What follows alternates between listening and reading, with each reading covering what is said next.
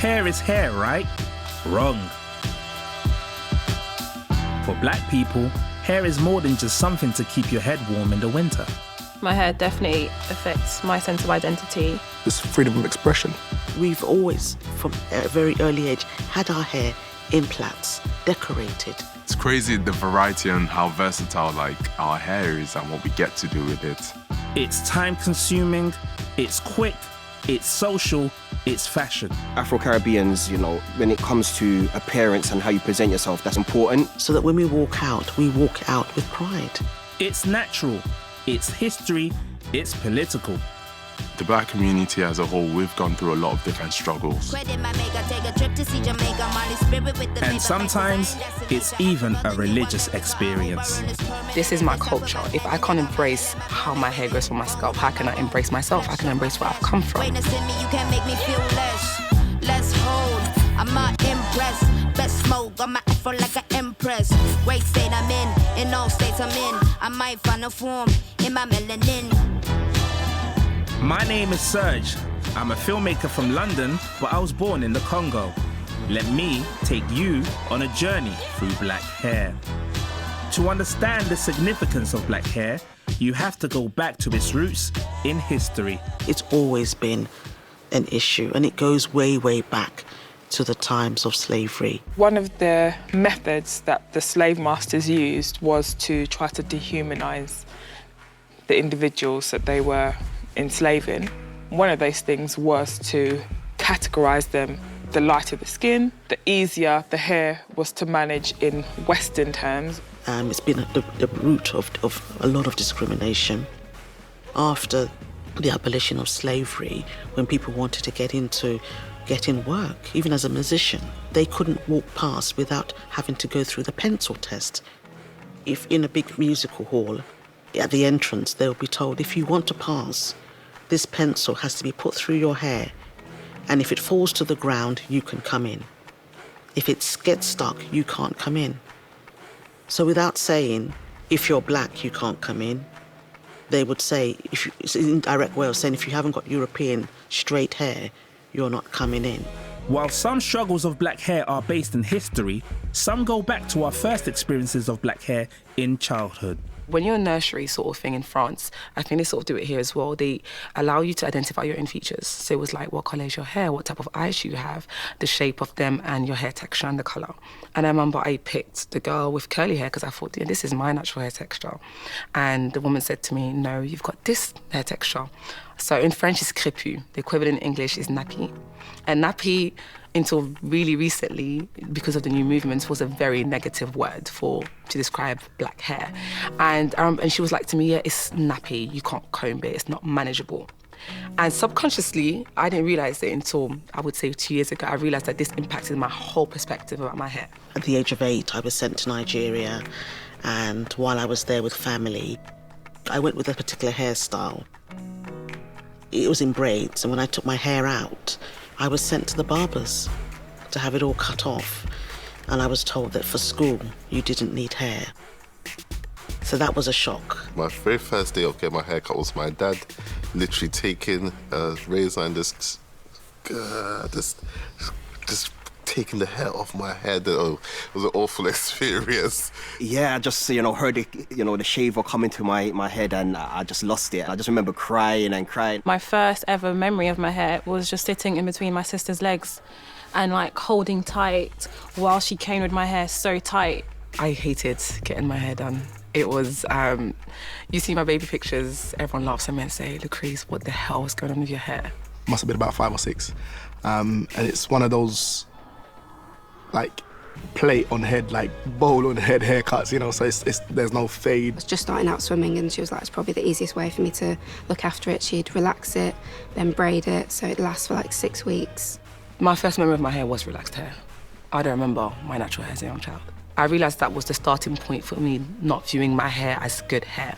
By the time I'm 17, I've got an Afro in, and I've got a comb in the Afro, walking around, just trying to a self-representation, trying to find yourself. I didn't see my natural hair properly until I was 14. Good hair or bad hair, women's relationship with it can often be an emotional one, and sometimes it can come at a painful cost. I'd always had a bit of a love-hate relationship with my hair. I think I was like 19 or something, and like literally like most of my hair on like my left and right temple, it's gone. I'd used like a relaxer that had literally like just burnt all the way through. You have to get like retouches, and then your scalp starts to burn and you get like little sores. I was like, hang on, something isn't quite right. I was told loads of negative things, negative untrue things about my hair and myths that I think a lot of black people start to believe, that your hair doesn't grow, your hair is like nappy and knotty and it's hard. I started reading Malcolm X's autobiography, and there's a section in there where he talks about conking his hair for the first time, and it really resonated with me. And he talked about how it's kind of like a form of self-degradation. You're burning your scalp to the point you've got scabs in your hair to make your hair straight, to fit in with this Western concept of beauty. We all have choices, and you can wear your hair natural, you can have your hair in protective styles and decide to wear weaves and wigs. You can relax your hair if you so choose. It has a personality of its own, it's stubborn, it doesn't like to listen often, but actually it's that, I kind of love that. Having natural hair isn't easier, but for me it's better. Afro hair has a bit of a rebellious side. It's so much more than what's on top. It's also about what's underneath. I'm a young woman, like it's a big deal in today's society. It's hard to ignore the pressures of like wanting to look good like day to day. Having grown up in an environment in France where straight hair was the norm, I know I associate it as being more beautiful. I'm not averse to relaxing my hair. I know it's obviously like a political subject and people like really against it. This is Clarissa McDonald, founder of Curly by Nature. As well as running a busy salon and making her own hair care products, she also runs workshops, encouraging women to embrace their natural hair. I'm really nervous because I don't know how to maintain my natural hair. Well, not so much natural because I'm going to relax it, but how to maintain short hair. So with short hair, it's just as much maintenance as it is with long hair. The difference between our natural hair and the relaxed hair means that you create a point of weakness. So if you leave it too long, it can cause breakage. If you leave it too little, it can be over-processed. So it's that balance. Just by the definition of relaxing the hair, you're destroying the hair, so you're damaging the hair. So relaxed hair essentially is in a damaged state because the bonds of the hair is broken down. I hate my natural hair.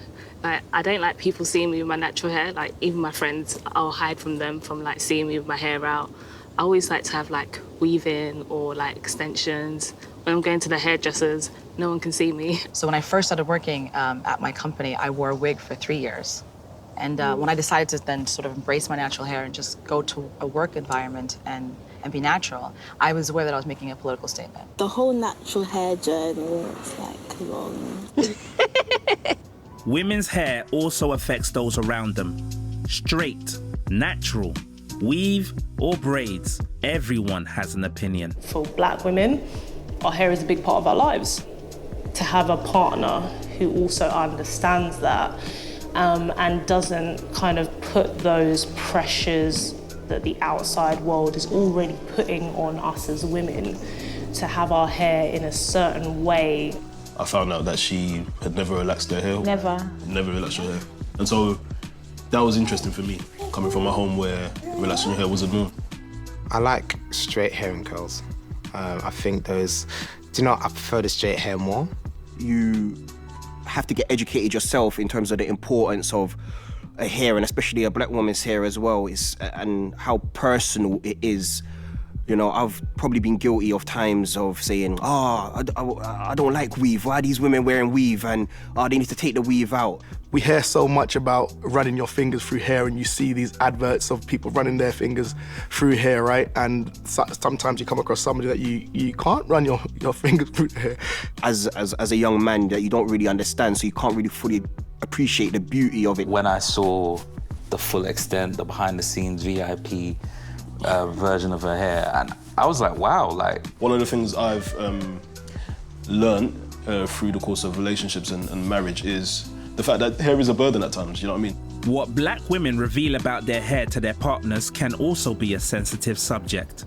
My last partner, he'll be like, oh, just take off your wig. Like, it's comfortable sleeping without a wig, but because I didn't like myself, I wouldn't let him see me without a wig. So sometimes he'll be asleep or something, and I'll run to the bathroom, put my headscarf on, run back in bed. If I know he's about to wake up, I'll go back and put my wig on. It's about you seeing me the way I want you to see me. It's about what I'm comfortable with, because I said in a few weeks I'm going to cut my hair. My hair's going to be out. Do you get what I'm saying? I don't have a problem with my natural hair, but I just want it to be in a way that I'm okay with you seeing it. My husband didn't particularly like my hair short.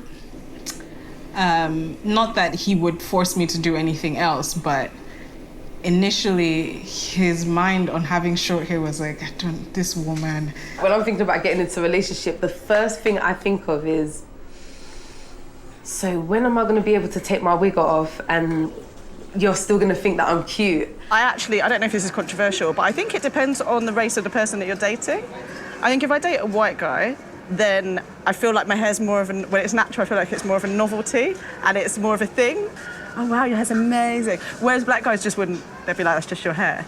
So I think that it depends on the race of the person that you're dating, from my experience. I think my sister rang the doorbell or something, and I opened the door without my wig on, and she was just like, has Isaac seen you like that?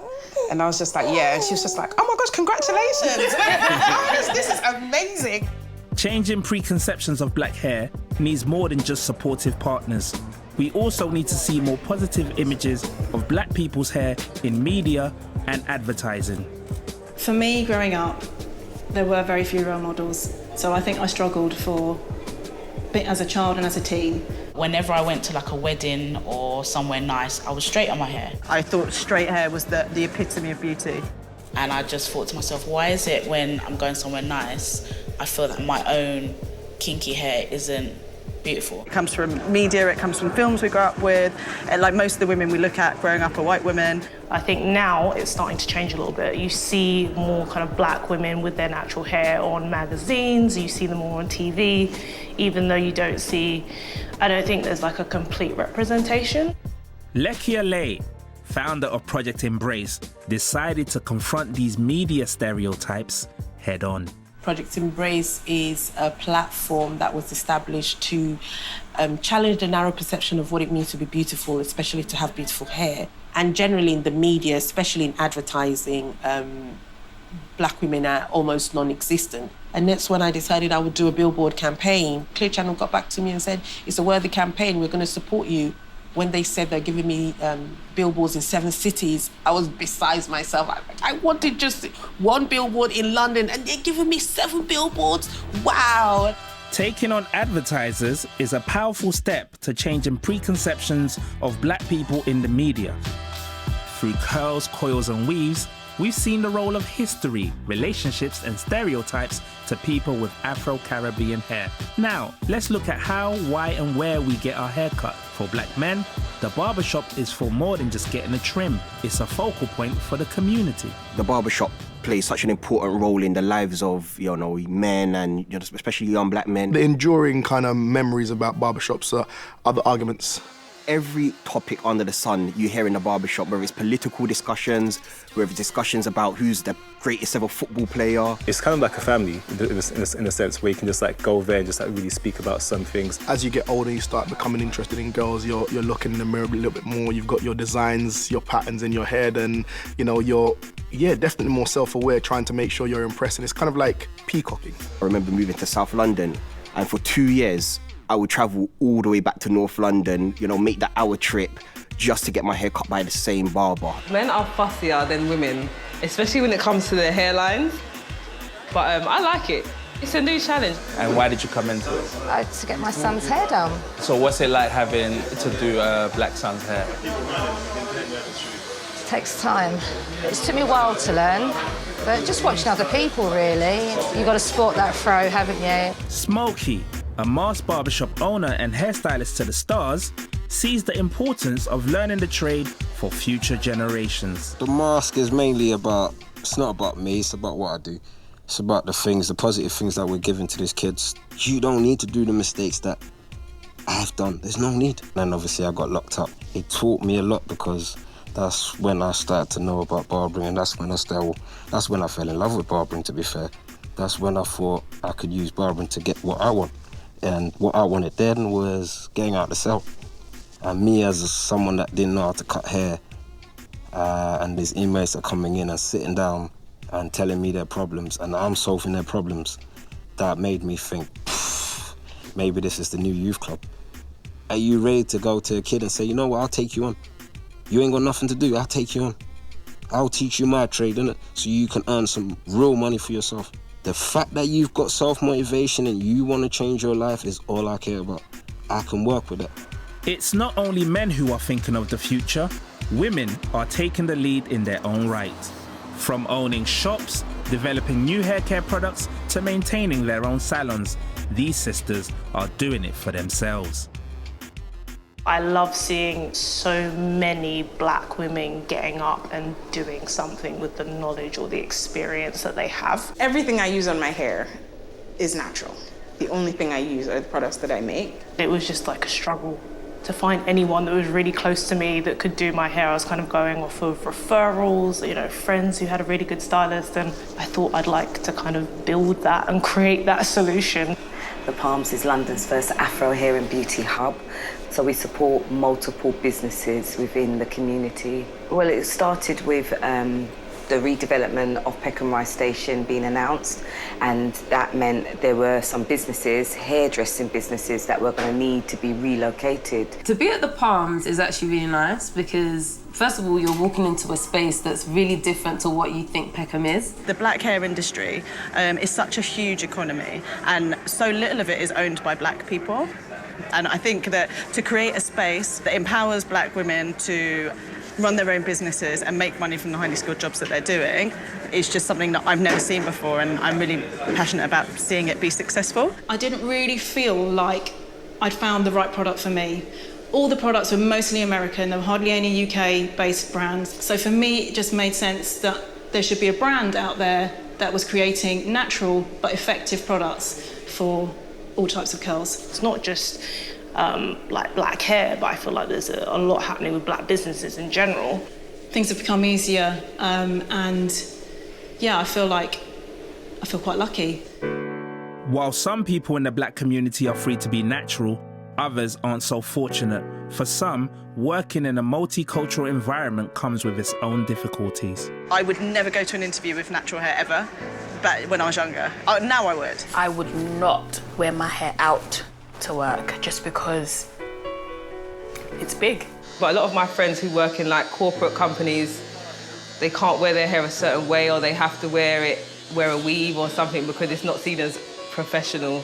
Particularly if you're going to workplaces that are predominantly white, then you do feel like you need to conform and you need to look like everybody else that works there. You don't want anything that makes you stand out. The dress code for professionalism is based on beauty standards, and the beauty standards is very narrow. You know, your hair must be, you know, trimmed, cut low and etc. But then I'm seeing colleagues of mine with long hair, blonde, or whatever it might be, and there's no mention of how they should keep their hair.